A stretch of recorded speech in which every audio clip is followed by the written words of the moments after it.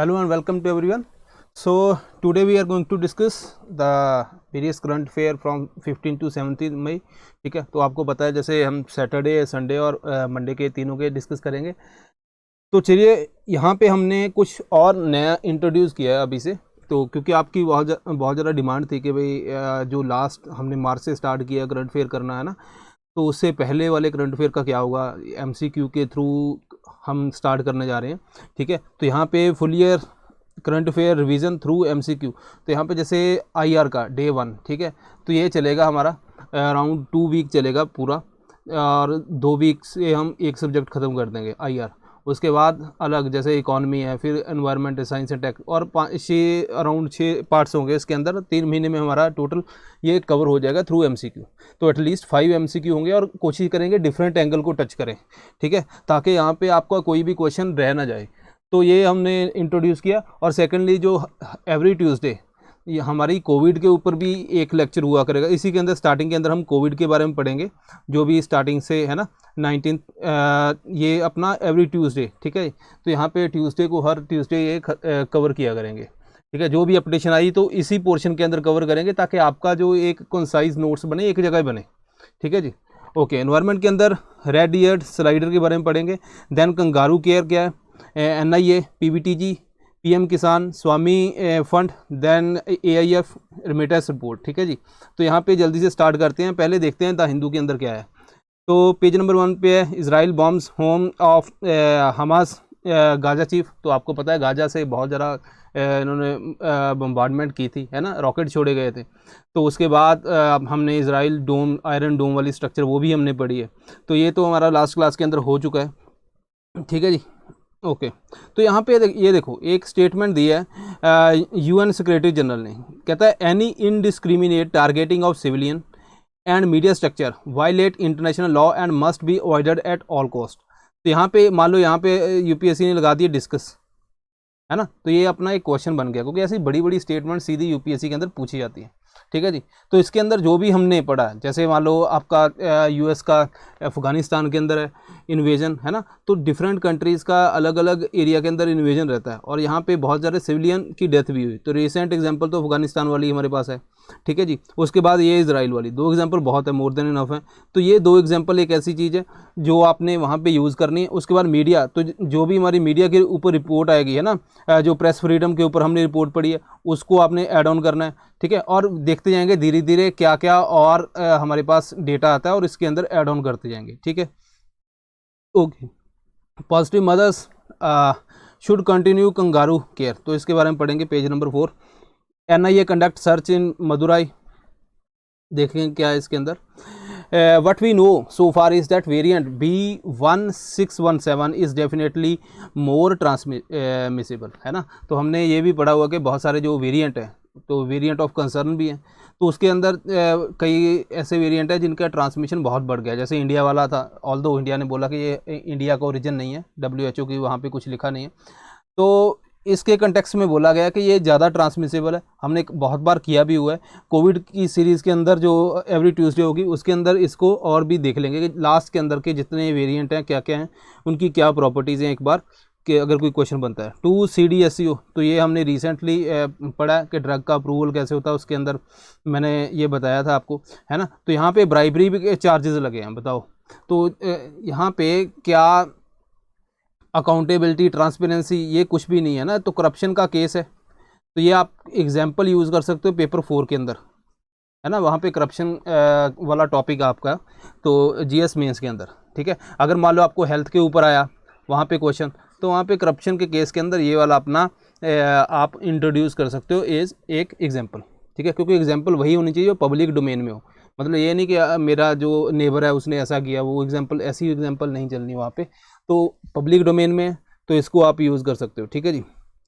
Entire globe is a unit. तो अभी recently आपको पता है कि बहुत सारा जैसे राहुल गांधी ने बोला कि भाई मुझे अरेस्ट कर लो अगर, है ना, चुनौती दे रहे हैं प्रधानमंत्री को. तो यहाँ पे ये क्वेश्चन उठाया गया कि इंडिया के अंदर जो वैक्सीन की सप्लाई बहुत कम है, तो इंडिया ने एक्सपोर्ट क्यों की. तो उसके बाद कोर्ट ने पूछा, तो उन्होंने गवर्नमेंट ने आंसर क्या दिया है ना, रिप्लाई क्या दिया. इंडिया एक्सपोर्टेड 663 अराउंड लैख, है ना, made in India covid vaccine supplies to 19 countries and UN health workers and peacekeepers. तो हमने यूएन पीस कीपिंग फोर्सेस भी की हुई हैं, उसके अंदर आपको पता है इंडिया का रैंक भी है, 1 नहीं है जो ज़्यादातर लिखा जाता है, मैंने ऑफिशियल साइट से निकाल के दिखाया था आपको। The government envisages that vaccine export as a part of global action on vaccine. ठीक है, गवर्नमेंट ने ये बोला कि भाई ये ग्लोबल एक्शन है। और उसने गवर्नमेंट ने एक और चीज़ बोली है, ठीक है, सेंटर रीजन क्या बोला, break the chain of transmission. ठीक है, सेंटर ने बोला भाई ये एंटायर ग्लोब एक यूनिट है। अगर आपको ग्लोबलाइजेशन के ऊपर जब हम बात करते हैं ना कि भाई आप एक वाटर टाइट कंपार्टमेंट के अंदर किसी कंट्री को नहीं रख सकते, किसी न किसी एंगल से वो ग्लोब बाकी कंट्री से कनेक्टेड है। गवर्नमेंट ने भी ये बोला कि भाई हमने इसीलिए एक्सपोर्ट किया ताकि जो उन कंट्री के अंदर भी हेल्प हो सके और वहाँ पे जो ट्रांसमिशन की वो चेन ब्रेक हो सके। तो globe, entire globe is a unit. Although आपको पता है कि कैसे रीजनिंग रहती है, मैं इससे ज़्यादा खुश क्या मतलब सेटिस्फाई नहीं हूँ कि ये रीज़न क्या है ना। मिनिमाइज चांस ऑफ इम्पोर्ट कोविड-19 केसेस टू इंडिया, कि भाई कोविड-19 के कहते हैं कि केसेस का इंपोर्ट कम हो जाए। भाई इधर ही इतना है ना, इंपोर्ट कम क्या ज़्यादा क्या, कोई आना नहीं चाहता यहाँ पे, है ना। तो India is not immune to pandemic till the world at large contain the disease. मतलब ये तो बड़े बड़े वो बुजुर्ग जैसे बातें करती थी, वो गवर्नमेंट ने बात की। ये रीज़न बहुत ज़्यादा इसके ऊपर आप ऑब्जेक्शन कर सकते हो, ठीक है, डेफिनेटली कि हाँ ठीक है, हाँ अगर ऐसा गवर्नमेंट बोलती कि वहाँ पे भी ज़रूरत है ना, लेकिन पहले इंडिया का भी तो देखना पड़ेगा, है ना। तो ये है जो इंडिया गवर्नमेंट ने रिप्लाई दिया है, तो इतना सेटिस्फैक्टरी नहीं है, ठीक है जी। मतलब कोई रीज़न नहीं बनता कि भाई फ़ॉरेन से अपनी कंट्री के अंदर ना आए। भाई अपनी कंट्री में इतना है तो फ़ॉरेन से क्या आएगा, है ना। Virus situation version among tribals, तो ये ट्राइबल वाला एंगल देखेंगे इस टॉपिक के अंदर। ओके, पहले रेड ईयर्ड स्लाइडर के बारे में बात कर लेते हैं, टर्टल स्पीसीज। तो हमने टर्टल टॉर्टवाइज की पूरी क्लासिफिकेशन की हुई है। ये अमेरिकन टर्टल पॉपुलर स्पीसीज है जो नॉर्थ ईस्ट के अंदर है और ये इन्वेजिव है, ठीक है जी। यही कारण है कि ये बहुत ज़्यादा एक टेंशन क्रिएट कर दी है इसने, ठीक है। ये कहाँ पे, Deepor Beel wildlife sanctuary and Ugratara temple pond, Guwahati. पहली बात तो ये आपको लोकेशन याद रखनी है, ठीक है। अब इसको रेड ईयर्ड स्लाइडर ऐसे इसलिए बोला गया, रेड स्ट्राइप्स हैं इसके पास। सेकंड, ये बहुत जल्दी स्लाइड करते हैं तो सरफेस इनटू द वाटर, ठीक है, एबिलिटी टू स्लाइड क्विकली, ठीक है, इसलिए इसका नाम रखा गया। लेकिन ये आपसे क्वेश्चन तो नहीं पूछा जाएगा डेफिनेटली। हाँ, ये वाला आपको थोड़ा साइंटिफिक नेम आप याद कर लेना, कहीं ये पूछा जाए कि ये वाली स्पीसीज़ जो रिसेंटली अभी न्यूज़ के अंदर है, ठीक है।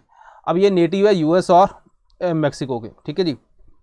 इसका स्मॉल साइज़ है और बहुत ज़्यादा लोग इसको लेके आते हैं, ठीक है, घर में रखते हैं एक्वेरियम के अंदर। उसके बाद जब बड़ा होता है तो उसको एनवायरनमेंट के अंदर रिलीज़ कर देते हैं वाटर बॉडीज़ के अंदर, और इसकी ग्रोथ बड़ी जल्दी हो जाती है, ठीक है। अब इतनी जल्दी ग्रोथ होगी तो इट मीन्स के जो साइड वाले जो बाकी स्पीसीज़ हैं उनके लिए हार्म होगा, न्यूट्रिशन की कमी होगी, है ना, रिसोर्सेज की, इसीलिए इन्वेसिव स्पीसीज़ को माना जा रहा है, ठीक है जी।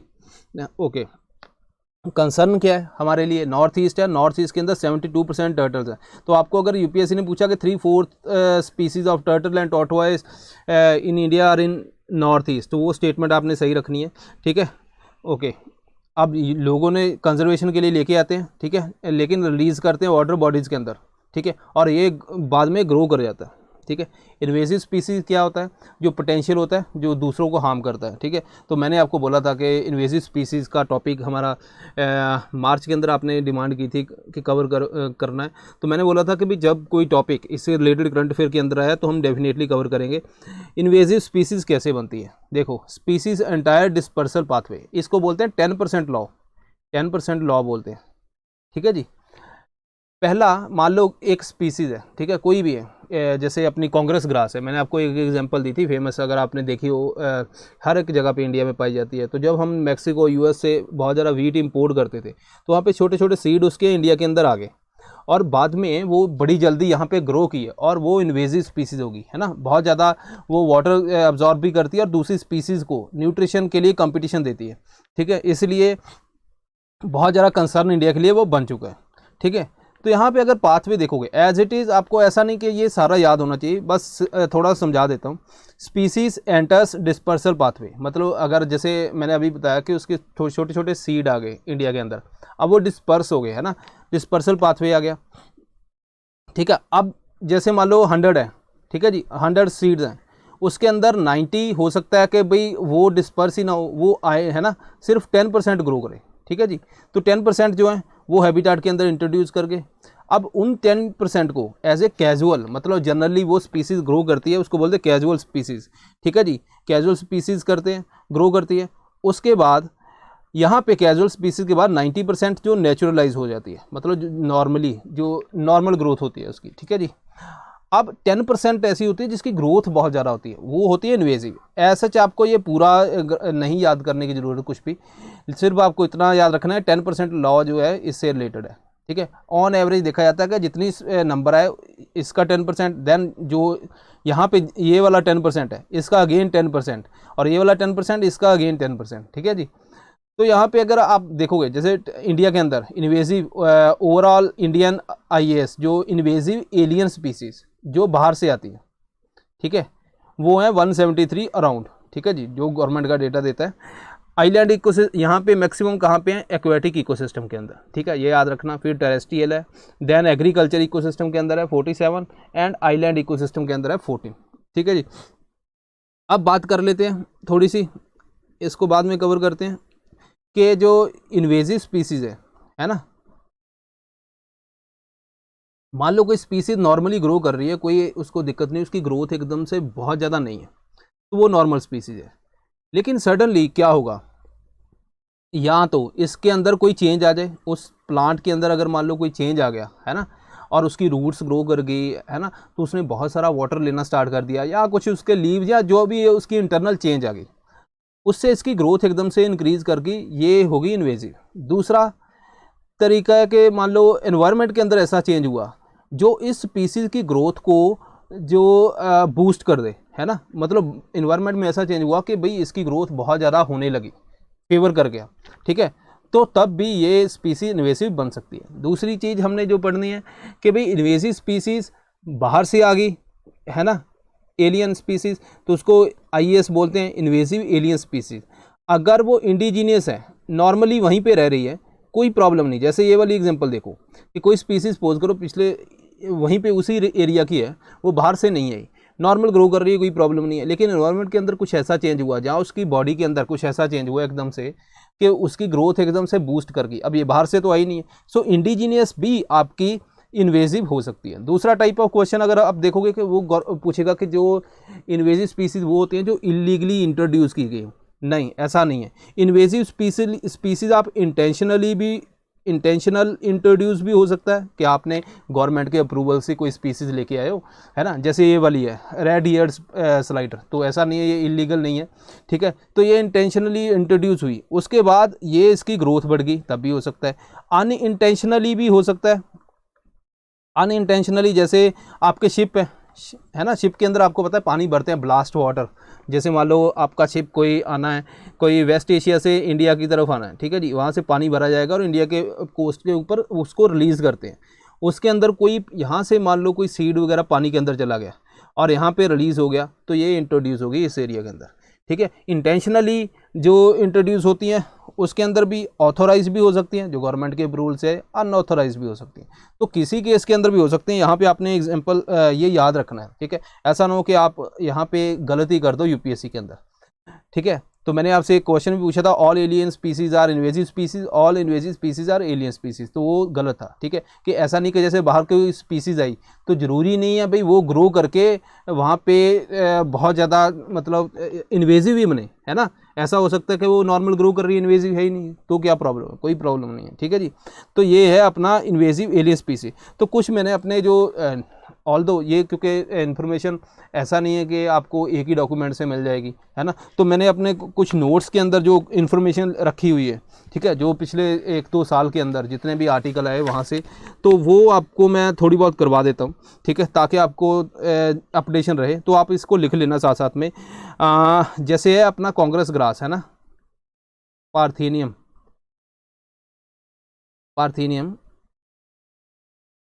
हिस्टेरोफोरस, ठीक है जी।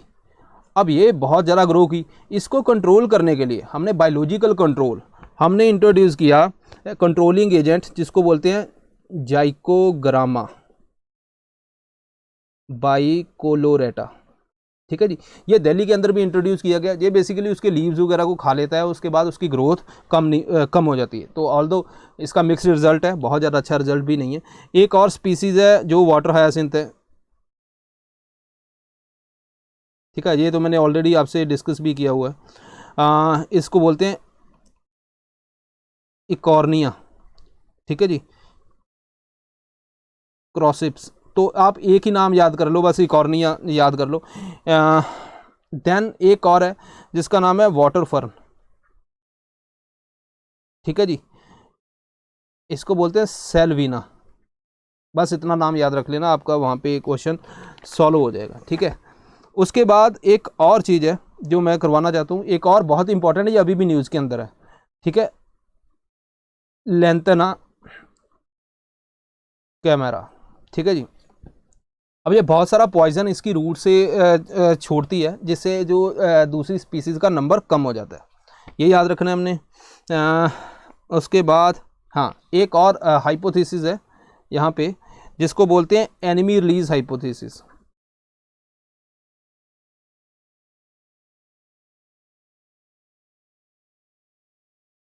एनिमी रिलीज हाइपोथेसिस क्या होता है कि जैसे मान लो सपोज करो, आप एक एग्जांपल ले लेते हैं, आपके घर के अंदर कोई, जैसे आप कहीं पे किसी कंट्री के अंदर गए है ना, जैसे मैं आपको एग्जांपल देता हूँ इंडियन, स्पेसिफिकली जो पंजाब से है ना, कनाडा के अंदर गए, जब स्टार्टिंग के अंदर गए कोई भी कंट्री, चाहे हम ऑस्ट्रेलिया के अंदर भी इंडियन गए, तो पहले स्टार्टिंग के अंदर 2-4 गए भाई, उन्होंने बोला भाई क्या प्रॉब्लम है ना, तो उन्होंने इतना ध्यान नहीं दिया है ना, लेकिन बाद में बहुत ज़्यादा नंबर इंक्रीज़ करते गए और अब उनको लगता है उनकी एम्प्लॉयमेंट जा रही है ना, या इनका पॉलिटिकल इन्फ्लुएंस बहुत ज़्यादा हो गया। आप कनाडा के अंदर देखो कितना है ना, तो अब यहाँ पे बहुत ज़्यादा वो अपोज करते हैं है ना, कि भाई इमिग्रेशन पॉलिसीज़ को चेंज करो, जैसे यूएस भी करता है। ऐसे ही स्पीसीज़ के अंदर होता है, कोई भी मान लो प्लांट स्पीसीज़ है, वो किसी एक एरिया के अंदर, एक एरिया से दूसरे एरिया के अंदर गई, ठीक है जी, तो जो लोकल स्पीसीज है वहाँ पे वो पहले इतना ध्यान नहीं देते, ठीक है, लेकिन बाद में बहुत ज़्यादा नंबर इंक्रीज होता है, फिर उनका कंपटीशन बढ़ता है। This is called enemy release hypothesis, ठीक है जी। सो मोस्टली जो लोकल स्पीसीज है दे पे लिटिल अटेंशन, ठीक है, एट स्टार्टिंग, ओके। देन और क्या क्या, हाँ ठीक है जी, एक और है स्पीसीज का नाम लिखो, स्पॉटेड डियर। स्पॉटेड डियर ये इंट्रोड्यूस की थी अंडमान निकोबार में, ठीक है जी, लेकिन इसका प्रेडेटर नहीं था और इसके बहुत ज़्यादा नंबर इंक्रीज हो गया, ठीक है।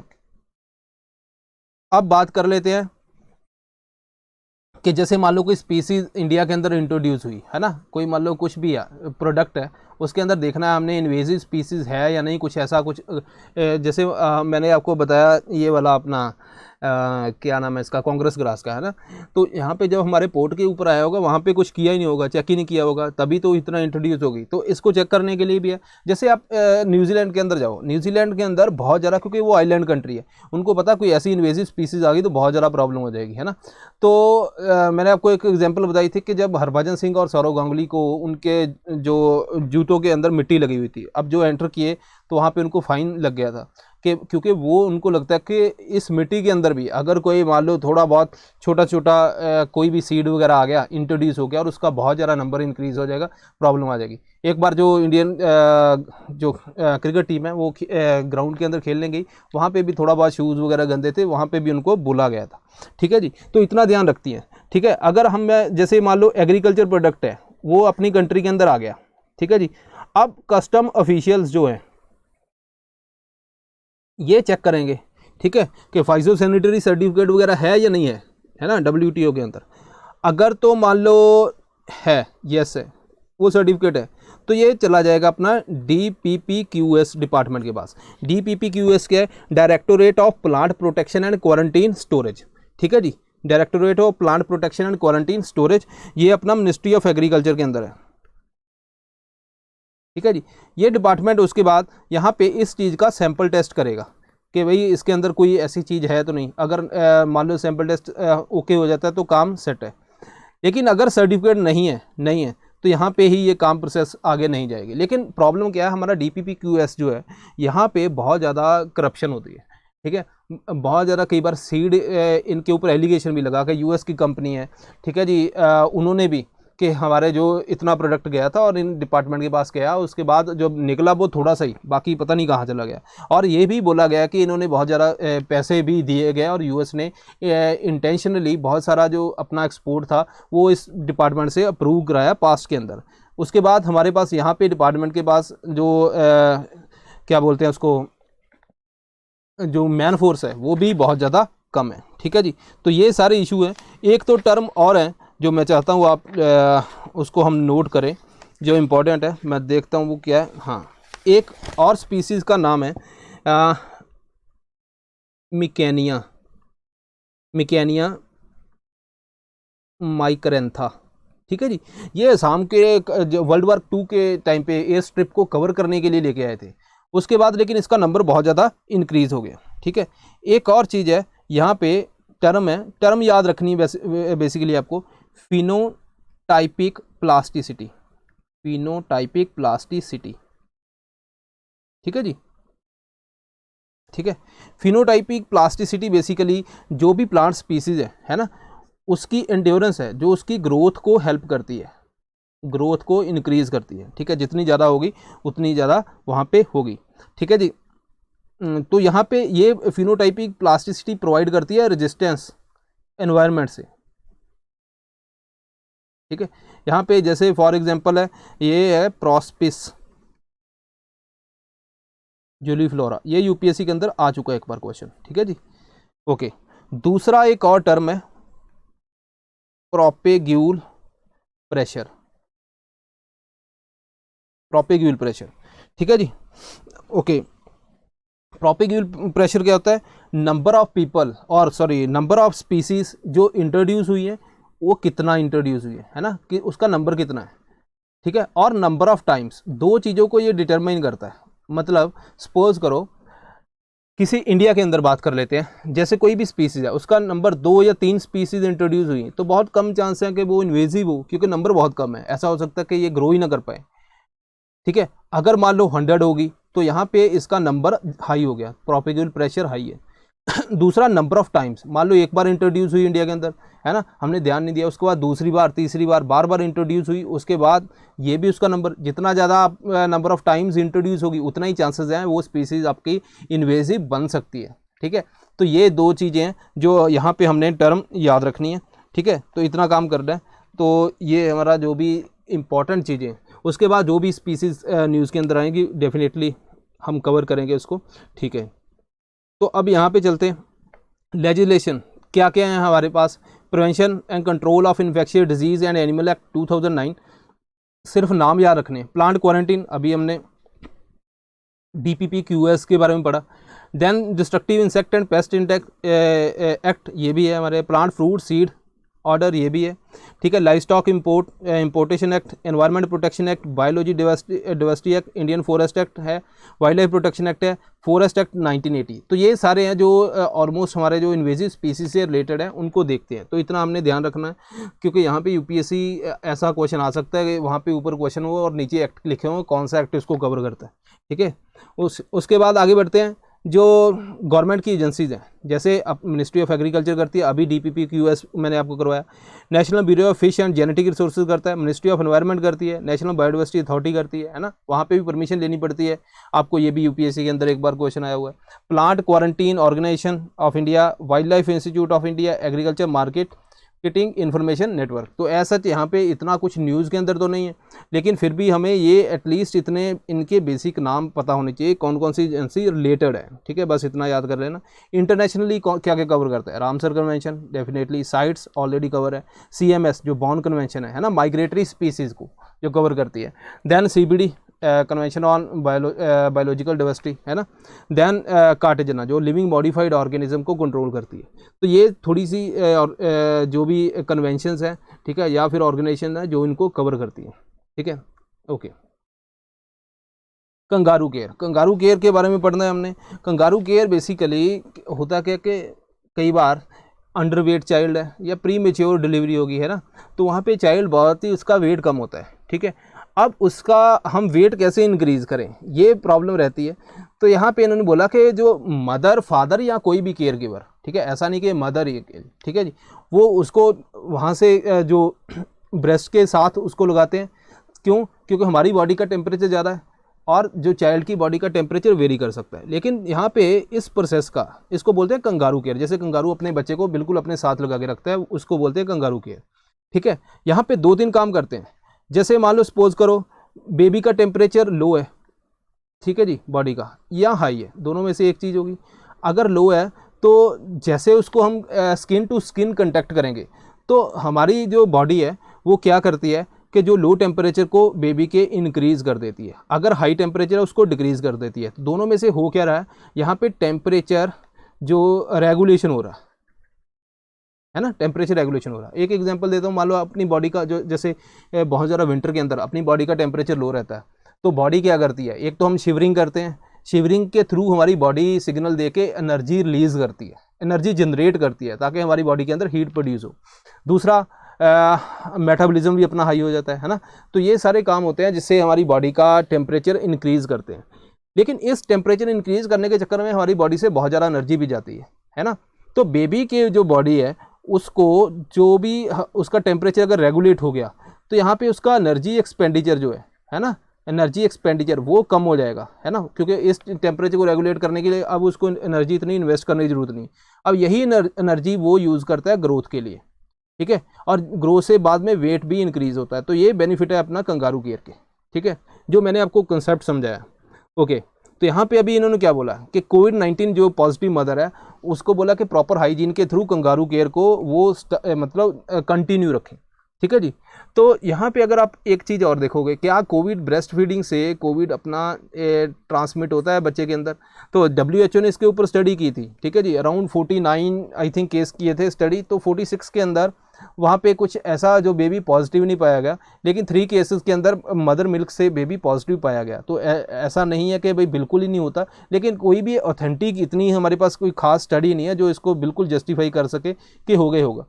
यहाँ पे ये बोला गया कि ठीक है कोविड-19 मदर है बेबी को, लेकिन जो कंगारू केयर है उसका बेनिफिट ज़्यादा है, ठीक है, तो इसलिए इसको कंटिन्यू रखना है।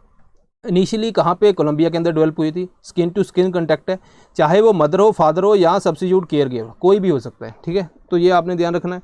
बेनिफिट क्या है, ठीक है, बेबी को, ठीक है, हार्ट रेट ये उसका स्टेबलाइज होता है, ब्रीदिंग पैटर्न सेटअप होता है, ठीक है, ऑक्सीजन का लेवल जो, क्योंकि जैसे उसकी बॉडी नॉर्मल फंक्शन करेगी ऑक्सीजन सेचुरेशन लेवल बढ़ता है। देन वेट गेन होता है, ठीक है, डिक्रीज़ कराएंगे वो रोना धोना अपना बंद करते हैं बच्चा, ठीक है। अर्लियर हॉस्पिटल डिस्चार्ज, तो जितनी जल्दी ठीक होगा तो उतनी हॉस्पिटल से डिस्चार्ज भी अच्छा होगा। अब पेरेंट के लिए क्या बेनिफिट है, क्योंकि जितना ज़्यादा पेरेंट अपने पास उसको रखेगा बेबी को, एक जो इमोशनल बॉन्ड इंक्रीज़ होता है ना, बॉन्डिंग इंक्रीज़ होती है, एंड जो ब्रेस्ट मिल्क है उसकी सप्लाई इंक्रीज़ होती है और कॉन्फिडेंस आता है पेरेंट्स के अंदर, ठीक है। ये सारे कुछ उनके बेनिफिट है। नेशनल इन्वेस्टिगेशन एजेंसी, तो हमने UAPA ऑलरेडी कवर किया हुआ जो एडिटोरियल क्लास के अंदर। तो यहाँ पे एक पर्सन को पकड़ा गया मदुरई के अंदर, ठीक है, जो उसने हिंदू मैन था, बाद में इस्लाम के अंदर कन्वर्ट हुआ। उसने पोस्ट किया है जो इंक्रिमिनेटिंग पोस्ट जो फेसबुक के ऊपर डाला है, वहाँ पे जो मैसेज है, थुंगा विजिगल रेंडू इन इज़ इन काजीमर स्ट्रीट, ठीक है, ऐसा जो तमिल के अंदर है आई थिंक, ठीक है। और इसका जो लूजली ट्रांसलेशन है two eyes that never slept, ठीक है। तो चलो ये तो हमें कुछ याद करने की ज़रूरत नहीं है, ठीक है, लेकिन हाँ कि NIA के बारे में डेफिनेटली पढ़ना है। देखिए बैंड ग्रुप जो इंडिया के अंदर, इस्लामिक स्टेट डेफिनेटली बैंड है, दूसरा है हिजब उत तहरीर, ठीक है, ये 2 ऑर्गेनाइजेशन है जिससे उसकी आइडियोलॉजी शेयर होती थी, तो ठीक है जी। तो यहाँ पे अगर आप देखोगे जैसे HUT है, ये बहुत सारी इस्लामिक ऑर्गेनाइजेशन के अंदर ऑलरेडी कंट्रीज़ के अंदर बैन है, लेकिन इंडिया के अंदर इसका कुछ ऐसा डिक्लेरेशन नहीं है, ठीक है, पहली बात। दूसरी के जो अक्यूज़ड है वो अरेस्ट कहाँ पे हुआ, UAP के अंदर जो सेक्शन 13 है, ठीक है जी। यहाँ पे क्या है, एडवाइस और insight the commission of any unlawful activity, कोई भी करनी है, हमने ये UAP डेफिनेटली डिटेल के अंदर पढ़ा हुआ है, ठीक है, टाटा पोटा ये सब पढ़े हुए हैं, ठीक है। उसके बाद IPC 153 है, ठीक है, यहाँ पे भी एनिमिटी जो 2 डिफरेंट ग्रुप के अंदर प्रमोट करोगे तो वहाँ पे आपको ये सेक्शन देखने को मिलता है। तो ये सेक्शन का नाम हमने याद रखना है, अपने नोट्स के अंदर सेपरेटली लिखना। NIA क्या है, मिनिस्ट्री ऑफ होम अफेयर के अंदर, ठीक है, जो इन्वेस्टिगेशन नेशनल इन्वेस्टिगेशन एजेंसी है, ठीक है जी, काउंटर टेररिज्म के लिए, ठीक है। यहाँ पे एज सच स्टेट से स्पेशल कोई परमिशन लेने की ज़रूरत नहीं पड़ती। NIA पावर क्या है, ठीक है, ये इन्वेस्टिगेट क्या कर सकती है, एटॉमिक एनर्जी एक्ट के अंदर, UAPA के एक्ट के अंदर, है ना। तो सेंट्रल गवर्नमेंट के पास पावर क्या है, सेंट्रल गवर्नमेंट ऑर्डर कर सकती है NIA को किसी भी एरिया के अंदर, इंडिया के अंदर, भाई अपना ऑफेंस एनीवेयर इन इंडिया उसको करे कवर। पावर विद स्टेट क्या है, स्टेट मान लो रिक्वेस्ट कर सकती है NIA से, ठीक है, कि कोई भी केस है, लेकिन उसके अंदर एक कंडीशन है कि जो भी केस होगा वो NIA के पास पावर होनी चाहिए। मुझे एक क्वेश्चन बताना, हमने ये किया भी हुआ है, क्या NIA out of India investigate कर सकती है, ये बताना, हमने कवर किया हुआ ऑलरेडी। फिर उसके बाद 2019 के अंदर अमेंडमेंट हुई, ठीक है, यहाँ पे क्या हुआ, अलाउ कर दिया एजेंसी को कुछ और चीज़ों को भी इन्वेस्टिगेट करना, जैसे ह्यूमन ट्रैफिकिंग केस, उसको भी इन्वेस्टिगेट कर सकते, counterfeit, manufacturing sale of prohibited arms, cyber terrorism offences under explosive substance act 1908, पहली बात तो ये आपने ध्यान रखना है ना।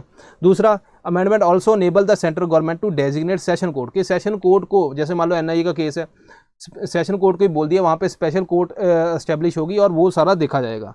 अब ये स्पेशल कोर्ट जो बनेगी, ठीक है, एक पावर कौन सी उसकी पास होगी, कोड ऑफ क्रिमिनल प्रोसीजर 1973। जो इसके जजेस हैं वो अपॉइंटमेंट कैसे होगी उनकी, जजेस अपॉइंटेड बाय सेंट्रल गवर्नमेंट, इसकी रिकमेंडेशन के ऊपर हाई कोर्ट, जो भी उस स्टेट की हाई कोर्ट है उसकी रिकमेंडेशन के ऊपर, ठीक है। स्टेट के पास भी कुछ पावर दी गई है, अपॉइंट 1 और मोर स्पेशल कोर्ट के कितनी चाहिए, है ना, डिपेंड करता है उस स्टेट के अंदर केसेस कितने हैं। ज्यूरिसडिक्शन ये डिसाइड करता है सेंट्रल गवर्नमेंट। उसके बाद ट्रांसफर ऑफ केसेस, अगर एक केस जगह से दूसरी जगह केस ट्रांसफर करना है, सुप्रीम कोर्ट को पावर दी गई है। अपील करनी है तो हाई कोर्ट चले जाओ, कोई इशू नहीं है, ठीक है जी। UAPA अमेंडमेंट ये ऑलरेडी कवर किया हुआ है, लेकिन देख लेते हैं थोड़ा सा। पहले एग्जिस्टिंग एक्ट के अंदर क्या था, मान लो UAPA के अंदर केस है, ठीक है जी, तो पहले जो भी इन्वेस्टिगेशन करनी है, सपोज करो किसी स्टेट के अंदर NIA ने प्रॉपर्टी सीज करनी है, लेकिन उसके लिए परमिशन लेनी पड़ती है किससे, DGP से। तो DGP जनरली बहुत सारे स्टेट्स के अंदर अलग अलग इशू थे और वो परमिशन मिलती नहीं थी, और बहुत सारे जो हमारी इन्वेस्टिगेशन वो बहुत रुक जाती थी, ठीक है। इसलिए यहाँ पे अमेंडमेंट कर दी, इन्होंने बोला जो डायरेक्टर जनरल है NIA का वही अप्रूवल दे देगा और वहाँ पे उसकी प्रॉपर्टी सीज कर सकते हो आप। दूसरा, इन्वेस्टिगेशन कौन करेगा, पहले एक्ट के अंदर क्या था कि जो भी रैंक है डिप्टी सुपरिटेंडेंट और असिस्टेंट कमिश्नर ऑफ पुलिस, ठीक है, इससे ऊपर वाला जो रैंक है वही इसकी इन्वेस्टिगेशन कर सकता है, लेकिन अब इन्होंने इंस्पेक्टर और उससे ऊपर वाले को भी पावर दे दी, ठीक है। अब ये इसका बहुत ज़्यादा अपोज भी किया था लोगों ने, ठीक है, खैर चलो ये तो चलता है। पार्टिकुलरली वल्नरेबल ट्राइबल ग्रुप, तो ट्राइबल ग्रुप के अंदर भी कोविड-19 इंक्रीज़ हो रहा है, ये अपना इशू है, काफ़ी एक वीक से भी आ रहा है, अभी आज भी द हिंदू के अंदर आया, ठीक है जी। तो ये कंडीशन इनकी बहुत ख़राब हो रही है। यहाँ पे 2 बोला गया, डोंगरिया कौंड, ठीक है जी, जो टेस्टेड पॉजिटिव है उड़ीसा के अंदर, दैन बोंडा ट्राइब, ठीक है जी, ये भी ट्राइब जो है कम्युनिटी, यहाँ पे भी एक जो कोविड का केसेस इंक्रीज़ हुए हैं। ऑल्दो यहाँ पे UPSC के अंदर आप देखोगे तो last to last year I think PVTG के ऊपर, हाँ last to last year PVTG के ऊपर क्वेश्चन आ चुका है एक, ठीक है। PVTG से कमीशन रिलेटेड है, दे बार कमीशन, ठीक है, वहाँ उन्होंने जो बहुत ज़्यादा है ना, एक तो ट्राइबल ग्रुप है, उसके अंदर भी बहुत ज़्यादा जिनका नंबर भी कम है, वल्नरेबल है ना, बहुत ज़्यादा, उनको एक अलग कैटेगरी के अंदर डाल दिया जिसको बोलते हैं PVTG। ये पहले ये नाम था प्रिमिटिव ट्राइबल ग्रुप, उसके बाद इसका नाम डाल दिया पार्टिकुलरली वल्नरेबल ट्राइबल ग्रुप, 2006 के अंदर कर दिया, ठीक है जी। तो अब इनके कुछ बेसिक करेक्टरिस्टिक्स हैं जिसके बेसिस के ऊपर ये बोले जाता है ये PVTG है। क्या क्या करेक्टरिस्टिक्स हैं, पहले तो होमोजीनियस है, मतलब बहुत ज़्यादा एक ही टाइप की कम्युनिटी है, ऐसा नहीं कि बहुत ज़्यादा लोग उसके अंदर और भी कम्युनिटीज़ या ट्राइब उसके अंदर घुसी हुई हैं, और वो हेट्रोजीनियस नहीं है, होमोजीनियस है। थोड़ी पॉपुलेशन है, स्मॉल पॉपुलेशन, फिजिकली आइसोलेटेड है बाकी एरिया से, ठीक है जी। Absence of written language and relatively simple technology, slower rate of change, ठीक है जी। जैसे आप देखते हो कि कितना अभी जो वर्ल्ड चेंज हो रहा है, पहले टेक्नोलॉजी आज कुछ और है, आने वाले टाइम में कुछ और होगी, पहले कुछ और थी, है ना, बहुत तेज़ी से चेंज हो रहा है। और यहाँ पे इनके पास सिंपल टेक्नोलॉजी और इतना चेंज यहाँ पे देखने को नहीं मिलता, क्यों, क्योंकि भाई है ही फिजिकली ये सेपरेटेड है, दूसरों से इतना कनेक्टेड ही नहीं है, ठीक है जी। अगर पॉपुलेशन देखोगे आप ट्राइबल की 8.6% है इंडिया के अंदर, 15% ज्योग्राफिकल एरिया है, ठीक है। 12 PVTG having population more than 50,000, और बाकी जो है लेस देन 1000। तो ये अगर आपको स्टेटमेंट ऐसी आती है कि जो मेजोरिटी ऑफ पीवीटीजी है, ठीक है जी, उसकी पॉपुलेशन 50,000 से ज़्यादा है या अराउंड 1 लाख है, वो स्टेटमेंट गलत होगी, ठीक है। मेजोरिटी की जो पॉपुलेशन लेस है। दूसरा, जो सबसे ज़्यादा पॉपुलेशन है वो है सहारियाज, ठीक है, इनकी पॉपुलेशन नाम याद रखना। जो सबसे कम है वो है सेंटिनेलेट्स एंड द अंडेमानीज, ठीक है जी, तो इनकी पॉपुलेशन कम है। बस इतना ये याद रखना आपने, तो डेफिनेटली अगर क्वेश्चन आया तो हम सॉल्व कर पाएंगे, ठीक है जी। अब आइडेंटिफिकेशन क्राइटेरिया क्या है? एक तो pre agriculture level of technology, मतलब बहुत ज़्यादा प्रिमिटिव टेक्नोलॉजी। उसके बाद लिटरेसी लो, बैकवर्डनेस हाई, स्टेगनेंट पॉपुलेशन, ठीक है, डिक्लाइन करती है यहाँ स्टेगनेंट करती है। तो अगर ये आपको मिल जाएगा अपनी पीडीएफ के अंदर, ठीक है। जो भी ट्राइब मान लो न्यूज़ के अंदर है, डोंगरिया है तो यहाँ पे डोंगरिया को आपने हाईलाइट कर देना अपने, ठीक है, उस पीडीएफ के अंदर, ठीक है। तो यहाँ पे अगर आप देखोगे तो अराउंड 12 जो ट्राइब है आंध्र प्रदेश तेलंगाना के अंदर है, ठीक है। उसके बाद अगर आप जाओगे ये अपना उड़ीसा, तो यहाँ पे अराउंड 13, ठीक है, 45 है, 44 प्लस 13 57, तो मैक्सिमम यहाँ पे पाई जाती हैं, ये आपने ध्यान रखना है, ठीक है। उसके बाद अंडमान इसके अंदर कौन कौन सी हैं, ये वाली आपने याद रखनी है, ठीक है जी। तो उसके बाद अगर जो भी ये यूपीएससी के अंदर क्वेश्चन आया था अराउंड 75, तो नंबर ही उन्होंने पूछा था, ठीक है, अलग से कुछ नंबर का डेटा दिया हुआ था उन्होंने, तो ऐसे क्वेश्चन आ जाते हैं। अब इसके लिए स्कीम भी कोई है, बिल्कुल है, ठीक है जी, डेवलपमेंट स्कीम है जो 100% सेंट्रली स्पॉन्सर्ड है, सेंट्रल सेक्टर स्कीम है, ठीक है, मतलब सेंट्री देती है सारा पैसा, और ट्राइबल अफेयर जो है इम्प्लीमेंट करती है जो मिनिस्ट्री अपनी है, ठीक है। जो भी स्टेट है वो अपना पीवीटीजी के हिसाब से पहले प्लान देगी कि भाई हमें ये वाला चीज़ें चाहिए, ये वाला इशू है, हेल्थ जो भी सेक्टर है, एजुकेशन जिस सेक्टर के अंदर भी है। उसके बाद जो एक प्रोजेक्ट अप्रेजल कमेटी है मिनिस्ट्री के अंदर, वो उसको अप्रूव करती है और ये काम अपना चल पड़ता है, ठीक है जी। तो अगर आप देखोगे जैसे एजुकेशन, हेल्थ, लाइवलीहुड, स्किल, तो ऐसा याद नहीं करने, मतलब जो सोशली इम्पेक्ट करती हैं चीज़ें, उनके बेसिस के ऊपर ही ये हमारे पास स्कीम्स हैं, ठीक है। ओके, ओके, ठीक है। तो यहाँ पे इसको पीएम किसान है ये, ठीक है जी। तो प्रधानमंत्री पीएम किसान, किसानों को पैसा देना था, अभी रिसेंटली इतना इशू भी हुआ है ना, तो यहाँ पे 8th इंस्टॉलमेंट स्टार्ट कर दिए। पहले ये जब आपने देखा होगा वेस्ट बंगाल के अंदर इलेक्शन हुई, तो वेस्ट बंगाल के अंदर बोला गया कि भाई ये वाले चीज़ें जो वेस्ट बंगाल है ना, उन्होंने बोला कि हमें मिलते नहीं पैसे, तो गवर्नमेंट ने बोला भाई आपने जानबूझ के नहीं दे रहे हो, है ना। तो स्टेट ने बोला भाई हमने तो आपको लिस्ट भेज दी लेकिन आपने रिलीज़ नहीं किए, लेकिन खुशी की बात है कि अभी ये उनको भी वेस्ट बंगाल को मिलेगा, ठीक है। पीएम किसान क्या है, 100% सेंट्रली फंडेड स्कीम, ठीक है। 3 किस्तों के अंदर 2-2 हज़ार करके लोगों को पैसा मिलता है किसानों को, ठीक है जी। पहले ये था कि जो स्मॉल मार्जिनल फार्मर है उनको ही मिलेगा, लेकिन बाद में गवर्नमेंट ने बोला नहीं सभी को मिलेगा। लेकिन क्या सभी के अंदर जिनके पास लैंड है, ठीक है, जो लैंड ही नहीं है उनको नहीं मिलेगा। तो इसीलिए ये बोला भी जाता है कि भाई जो जिनके पास लैंड नहीं है, वैसे बहुत सारे लोग हैं जो यहाँ पे एक्सक्लूड हो चुके हैं, ठीक है जी। पहले ये जानना है कि भाई क्या सभी को मिलेगा। जैसे उन्होंने बोला कि ठीक है लैंड से अब अटैच नहीं है कि कितनी लैंड है, ठीक है, लेकिन उसके अंदर भी कुछ लिमिट है। कैसे? नॉट एलिजिबल, कोई इंस्टीट्यूशन है उसने उसकी लैंड होल्डिंग है, वो तो डेफिनेटली उसको मिलेगा नहीं। रिटायर्ड ऑफिसर है या एम्प्लॉई है सेंट्रल या स्टेट गवर्नमेंट का, मिनिस्ट्री, एमएलए, एमपी है ना, मतलब एमपी रिटायर हो गया उसके बाद कहे मुझे पीएम किसान के अंदर जोड़ दो, नहीं। मेयर है, म्यूनिसिपल कॉरपोरेशन वगैरह, देन लोकल बॉडीज़ के अंदर रिटायर्ड ऑफिसर्स हैं, है ना, इनको नहीं मिलेगा, ठीक है जी। उसके बाद इनकम टैक्स कोई पे कर रहा है, कॉन्स्टिट्यूशनल पोस्ट के ऊपर है, ठीक है, doctor, engineer, lawyer, monthly pension जिसकी 10,000 से ऊपर है, ठीक है। तो कुछ एक्सेप्शन इसके अंदर भी हैं, और दो वो तो होती हैं, लेकिन इतना आपको याद करना कि इनको नहीं मिलेगा। तो पहली बात तो ये ध्यान रखना, चाहे इनके पास लैंड है तब भी नहीं मिलेगा, ठीक है। यहाँ पे 6,000 पर ईयर ये मिलेगा। 100% आधार ऑथेंटिफिकेशन है, ठीक है जी। 100% फंडेड फ्रॉम गवर्नमेंट, 10 करोड़, चलो ये डेटा तो अपना कोई इतना खास नहीं है, ठीक है। SMS अलर्ट सिस्टम है, ठीक है जी, ये अपना गवर्नमेंट ने काम किया है इसके अंदर, ठीक है जी। अब बात करते हैं, आगे चलते हैं, स्वामी फंड के बारे में बात कीजिए। उससे पहले हमें कुछ चीज़ें याद करनी है, मतलब समझनी है कि जो अल्टरनेटिव इन्वेस्टमेंट फ़ंड की बात की गई यहाँ पे, अल्टरनेटिव इन्वेस्टमेंट फ़ंड क्या होता है?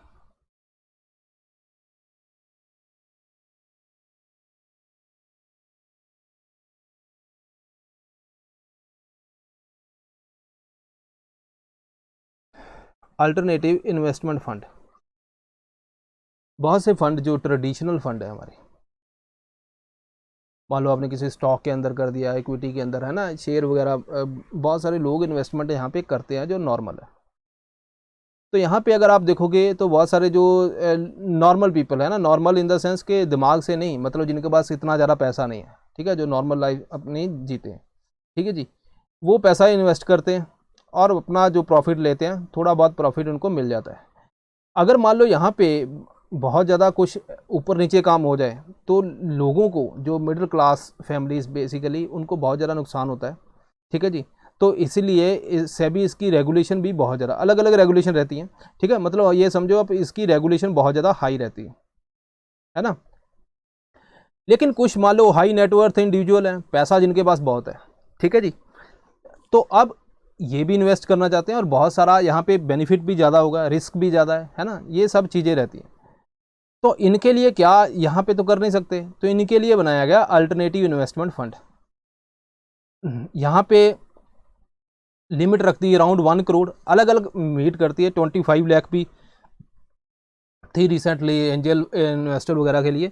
ऑल्दो मतलब इतना समझो कि बहुत हाई रहती है, ऐसा चाहे हमें लिमिट तो पूछी नहीं जाएगी, हाई रहती है, ठीक है। तो यहाँ पे जो दूसरे लोग हैं वो नहीं इन्वेस्ट कर पाएंगे, है ना, तो इसलिए अल्टरनेटिव इन्वेस्टमेंट फंड रख दिया। यहाँ पे रिस्क भी हाई है, बिल्कुल है ये, ठीक है, यहाँ पे लेकिन रिटर्न भी बड़ा आता है जब आता है, बहुत सारे इंफ्रास्ट्रक्चर के अंदर इन्वेस्ट करना है ना, तो ऐसा तो नहीं है लोग गरीब लोगों से पैसा लेके वहाँ पे इन्वेस्टमेंट की जाए, ऐसा तो नहीं है ना। तो ये है अपना, किसको कहते हैं, इसके लिए अलग बना दिया। लेकिन इसकी जो सेबी इतनी रेगुलेशन नहीं करता, इतनी ज़्यादा हाई रेगुलेशन नहीं है, ठीक है, एज़ कम्पेयर टू अगर हम ट्रेडिशनल देखें, ठीक है, क्योंकि यहाँ पे तो पहले ही बड़े बड़े लोग हैं ना जिनके पास करोड़ों हैं, ठीक है जी। तो अब जैसे मान लो बहुत सारे हाई नेटवर्थ इंडिविजुअल हैं, पैसा जिनके पास बहुत है, यहाँ पे AIF ट्रस्ट हो गया या कंपनी है ना, कुछ भी है, इसके अंदर पैसा पूल कर दिया, अब ये आगे इन्वेस्ट करेंगे, ठीक है, ताकि रिटर्न आए। तो यहाँ पे इन्वेस्टमेंट है अल्टरनेटिव इन्वेस्टमेंट फंड 1, 2, 3 कैटेगरी हैं, अलग अलग उसके नेचर के हिसाब से इसके अंदर रख दिया गया, ठीक है। This is called alternative investment fund. तो ये अलग बनाया, तो ये याद रखना आपने, जो ट्रेडिशनल है उससे ये अलग है, ठीक है जी, ओके। तो अब अगर हम देखें, ठीक है, हाई नेटवर्थ इंडिविजुअल, ठीक है, ऑलरेडी हमने डिस्कस कर दिया, वो बहुत ज़्यादा सिक्योरिटीज़ वगैरह के अंदर इन्वेस्ट करते हैं। उसके बाद यहाँ पे 3 कैटेगरी बना दी, ठीक है। कैटेगरी 1 क्या है कि जैसे जो मान लो कोई प्रोजेक्ट है वो सोशली इकोनॉमिकली वायबल बहुत ज़्यादा है, तो उसके अंदर कैटेगरी 1 रख दी। वेंचर कैपिटल फंड, मतलब स्टार्टिंग के अंदर ही आपने बहुत सारा पैसा दे दिया, ठीक है, कोई कंपनी स्टार्ट हो रही है, उसके अंदर आपने पैसा पूल किया लोगों से, ठीक है जी, पूल किया, और उसके बाद जो कोई भी कंपनी वगैरह जो बिजनेस स्टार्ट हो रहा है ना, तो वहाँ पे स्टार्टिंग के अंदर पैसा लगा दिया। इंफ्रास्ट्रक्चर के अंदर कर दिया। एंजल इन्वेस्टमेंट फंड, जो मतलब ये भी कोई नया प्रोजेक्ट स्टार्ट हुआ है, किसी ने बिजनेस स्टार्ट किया, उसके अंदर उसको बोलते हैं एंजल, ठीक है, मतलब मान लो किसी ने बिजनेस स्टार्ट किया, आपको लगता है यार ये ग्रो करेगा, आपने बहुत सारा पैसा दे दिया, उसको बोलते हैं एंजल फंड, ठीक है। ऑल्दो दोनों के अंदर अगर वेंचर कैपिटल फंड और एंजल के फंड में इतना डिफरेंस तो नहीं है ना, स्टार्टिंग के अंदर दोनों करते हैं, लेकिन ये अपना वेंचर कैपिटल फंड जो अपना पैसा नहीं लगाते, एंजल वाला वो इंडिविजुअल है ना। मान लो किसी कोई बंदे का है कि किसी ने प्रोजेक्ट स्टार्ट किया, अब उसके कोई अंकल आ गया, उसको लगा, उसने ये नहीं देखा कि भाई ये वाला इसकी ग्रोथ कितनी होगी, उसको लगा कि यार ये अपना है ना रिश्तेदार है, तो इसको चाहे ग्रो करे ना करे, उसने प्रोजेक्शन नहीं देखी, उसने वैसे ही पैसा दे दिया उसको, एंजल है, ठीक है, इंडिविजुअल, तो वो एंजल इन्वेस्टर है। बहुत सारा अभी इशू भी आया था कि भाई बहुत सारा क्या हो रहा था कि जैसे मान लो किसी एक बंदे ने कोई प्रोजेक्ट स्टार्ट किया, अब उसका कोई अंकल आके पैसा दे रहा है ना, उसने पैसा दे दिया बहुत सारा, तो गवर्नमेंट ये कहती है कि ये ब्लैक मनी को वाइड करने का भी तरीका हो सकता है, इसके लिए एंजल टैक्स भी लेके आए, ठीक है जी, तो ये हमने ध्यान रखना है। तो वेंचर कैपिटल है जो लोगों से, जो हाई नेटवर्थ इंडिविजुअल, उनसे पैसा लेके और बाद में वो इन्वेस्टमेंट करते हैं, ठीक है। देन सोशल वेंचर है, अगर सोशल प्रोजेक्ट है कुछ ऐसा, उसके अंदर है, उसके लिए फंड बनाया गया। कैटेगरी 2, इसको बाद में पढ़ते हैं। कैटेगरी 3, ठीक है, शॉर्ट टर्म रिटर्न या एम्प्लॉइंग या फिर ट्रेडिंग स्ट्रेटजीज, ऐसा कुछ है, तो वहाँ पे जैसे हेज फंड है। हेज फंड बेसिकली होता है कि मान लो बहुत सारे लोगों ने पैसा इन्वेस्ट किया, ठीक है, अब ये शॉर्ट टर्म भी हो सकता है, ज़्यादातर लॉन्ग टर्म भी होता है ना। तो अब ये ने बहुत अलग अलग चीज़ों के अंदर पैसा इन्वेस्ट कर दिया, ठीक है, ताकि रिस्क कम रहे, रिस्क कम रहे, ठीक है, तो इसको बोलते हैं हेज करना, ठीक है। तो वो रिस्क को मिनिमाइज करने के लिए इसको बोलते हैं हेज फंड, ठीक है।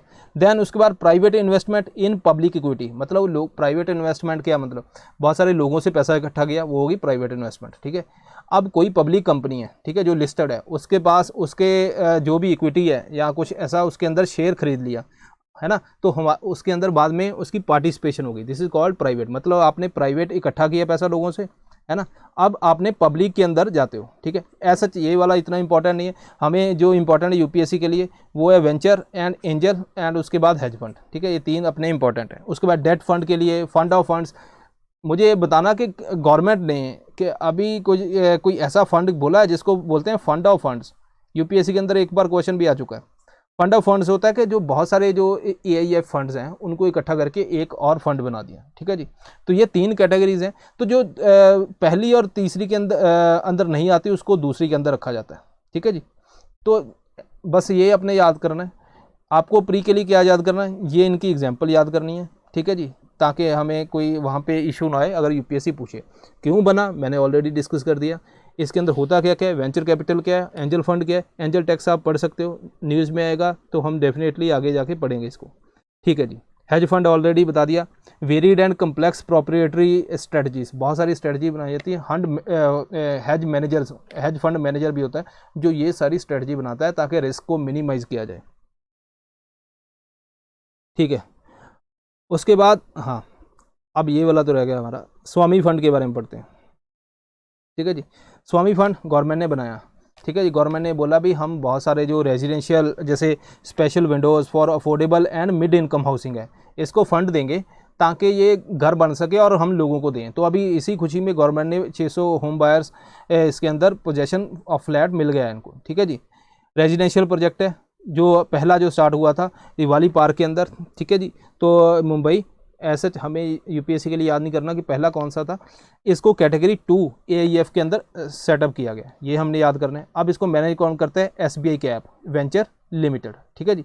तो होली ओन्ड सब्सिडरी है एसबीआई की, बिल्कुल exact to the point. Short listing of the project will be done by SBI Cap, कि किस प्रोजेक्ट को देना पैसा, उसकी शॉर्ट लिस्टिंग ये होगी। अब देखो पैसा दे रहे हैं भाई, ऐसा बहुत सारे प्रोजेक्ट हैं। एक तो वो प्रोजेक्ट है वो जो डूबने वाला है, गवर्नमेंट उसको पैसा थोड़ी देगी, है ना।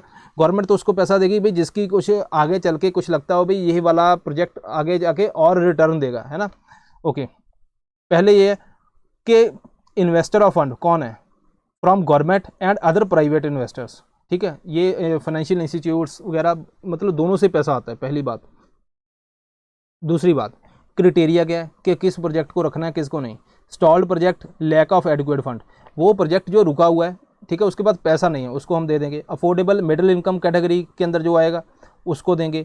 नेट वर्थ पॉजिटिव प्रोजेक्ट कि जो जैसे इवन इंक्लूडिंग एनपीए, देन जो एनसीएलटी के पास जो भी केस है ना, मान लो किसी ने बैंक का पैसा नहीं दिया, वो केस आपका एनसीएलटी के पास चला गया, वो भी जो प्रोसीडिंग है उसको भी इंक्लूड कर सकते हैं। लेकिन वो नेटवर्थ उसकी पॉजिटिव होनी चाहिए, मतलब आपने इन्वेस्टमेंट कर दिया, प्रोजेक्ट बन गया, उसके बाद उसकी जो वर्थ है ना, कि कुछ ना कुछ ज़्यादा पैसा ही दे के जाना चाहिए ताकि इनको पैसा मिले। कोई भी है ऐसा ही, रेरा रजिस्टर्ड, आपने ये तो रेडियो के अंदर सुनती हैं, रेरा रजिस्टर्ड, है ना। उसके बाद priority for the projects very close to completion, तो जो बहुत ही कंप्लीशन होने वाली है, थोड़ा बहुत उसके अंदर इन्वेस्टमेंट की जरूरत है, उसको प्रायोरिटी देनी है। तो बेसिकली एम क्या है कि ऐसे प्रोजेक्ट जिनके अंदर जो मुनाफा हो उनके अंदर पैसा डालना है, और वो प्रोजेक्ट जो बहुत ही कंप्लीशन के पास हो उनके अंदर पैसा डालना है ताकि जल्दी से वो कंप्लीट हो और रिटर्न ज़्यादा मिले, ठीक है। Okay, what is affordable and mid income housing project, जो अभी इन्होंने बोला गया, ठीक है जी। तो यहाँ पे हाउसिंग शैल बी डिफाइंड, क्या डिफाइन किया गया, any housing project where in the housing unit do not exceed 200 square metre RERA carpet area. Carpet area होता है कि जो जैसे दीवार हैं, दीवार को निकाल के जो अंदर वाला एरिया है, ठीक है जी, दीवारों को हम इंक्लूड नहीं करते, तो उसको बोलते हैं अपना कारपेट एरिया। इवन यहाँ पे बालकोनी वगैरह उसको भी इंक्लूड किया जाता है, तो ये आपने ध्यान रखना है, ठीक है जी। बालकोनी वगैरह भी इसके अंदर आती है, ठीक है। अब जिसका प्राइस, दूसरी कैटेगरी, पहली तो ये होगी एरिया के हिसाब से कारपेट एरिया, दूसरी के प्राइस कितना होना चाहिए, अप टू और लेस देन 2 करोड़ मुंबई, ठीक है, 1.5 crore NCR, then 1 crore, less than 1 crore in other areas. तो आपको क्या याद करना है ये कितने कितने पैसे, नहीं, आपने इतना याद करना है कि कुछ जो मनी की, ठीक है जी, वो कुछ लिमिट है उसके अंदर, जो प्राइस का लिमिट है, बस इतना याद रखना है, ठीक है। Alternative investment fund already discuss. Okay, world bank report on remittance. तो बहुत सारा पैसा हमारा जो फॉरेन कंट्री से आया भी है, आपने देखा होगा कोविड के केसेस के अंदर कितना पैसा आया, लेकिन ये पहले साल से 0.2% कम हुआ है, ठीक है। तो हमें ये करना है कि प्रीवियस ईयर के कंपैरिजन ये डिक्रीज़ हुआ, पहली बात, फेल बाय जस्ट 0.2%, ठीक है जी।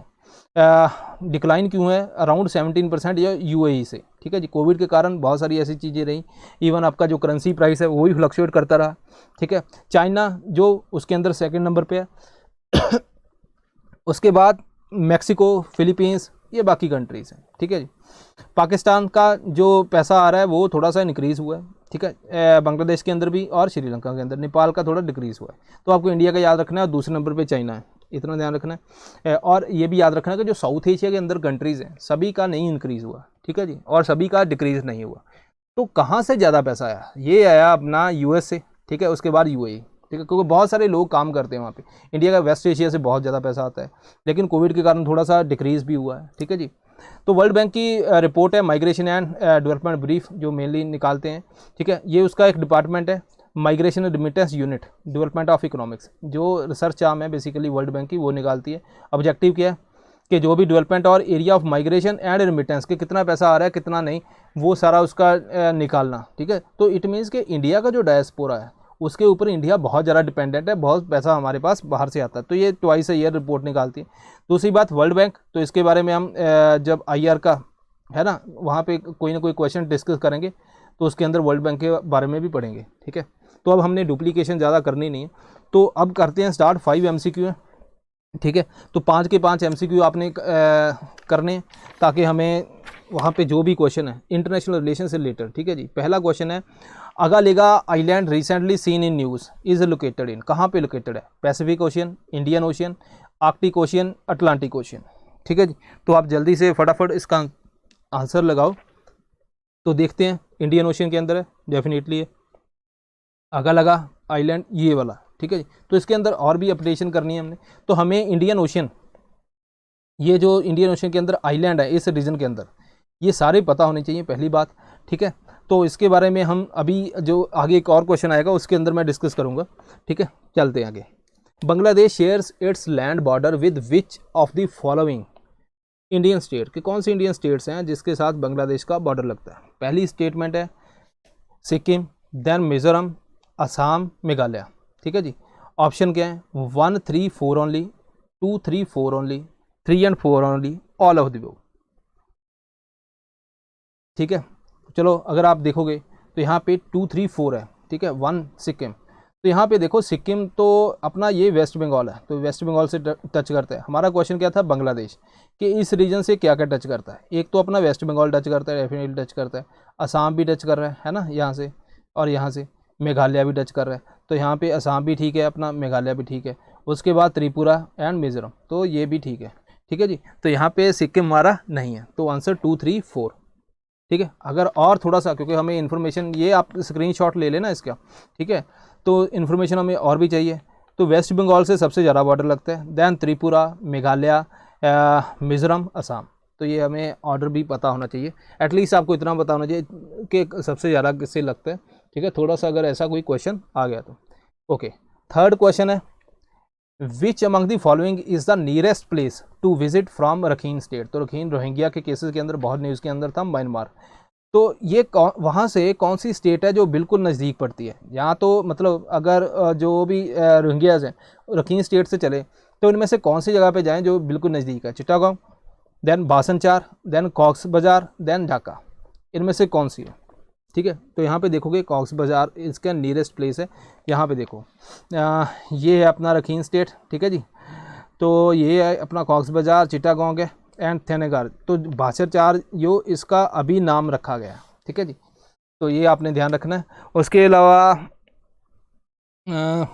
तो ये इतना आपने ध्यान रखना है एटलीस्ट कि यहाँ पे ढाका जो है वो फर्दर इधर है, ठीक है, ऊपर, ओके। फोर्थ क्वेश्चन है, Arunachal Pradesh share its land border with, किस किस से शेयर करता है? भूटान से करता है, China, Manipur, Assam. Select the correct, 1, 3 and 4 only, 1, 2 and 4 only, 2 and 4 only, all of the above. तो इसमें से कौन सा इसका सही है आंसर? तो आंसर इसका क्या है? 1, 2 and 4।